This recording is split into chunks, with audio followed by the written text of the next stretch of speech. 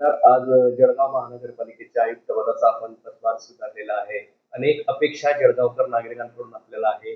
या ठिकाणी अनेक वर्षापासूनचा गाड्या हस्तांतराचा विषय असेल. त्याचप्रमाणे उत्पन्नाचे स्रोत वाढवण्यासाठी आपण काय करणार आहात? काय सांगाल सर?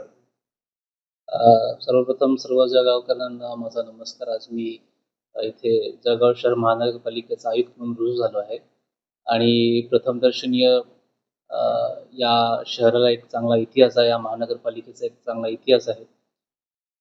सर्व ज्या काही महानगरपालिका आहे देशामध्ये त्यांचे जे मेन मुद्दे आहेत की इथले फायनान्सेस बरोबर नाही किंवा बाकीच्या ज्या काही गोष्टी आहेत फंड्स अँड फंक्शनचा यूज. माझा भर इथे ट्रान्सपरन्सी कशी येईल, त्यानंतर इथलं फंड युटिलायझेशन कसा प्रॉपरली होईल, म्हणजे काही कामं जी आहेत त्याला टप्प्याटप्प्याने क्वालिटीकडे कसं नेता येईल याच्यावर माझा भर राहील.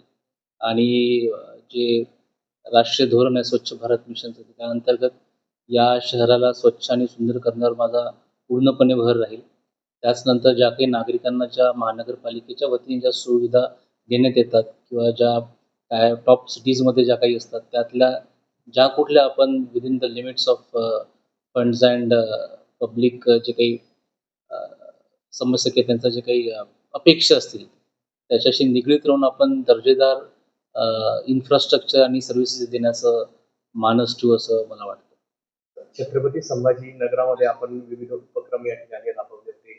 तसाच मानक जळगाव शहरात देखील राहणार का? नक्कीच म्हणजे इथे मनुष्यबळाचा पण एक मोठा प्रश्न आहे आणि एक यंग ऑफिसर म्हणून माझा नेहमी राहील की मी टेक्नॉलॉजी ओरिएंटेशन कसं आणणार, लोकांना त्वरित आणि ई पब्लिक सर्व्हिस डिलिव्हरी कसं होईल याच्यावर माझा भर राहील. तसंच जे माझे स्टाफ असणार आहे या नगरपालिकेचं जे बेस आहे माझा स्टाफ, त्यांना मोटिवेट करून त्यांची कार्यक्षमता वाढवून त्यांच्याकडून चांगले दर्जेदार कामं कशी होतील याच्यावर मी पूर्णपणे भर देईल. तसंच आता बॉडीसुद्धा आहे. तर बॉडींचा समन्वय साधून चांगल्या चांगल्या दिशेने या शहराला घेऊन जाण्याचं मी आज इथे मानस घेऊन आलेलो आहे.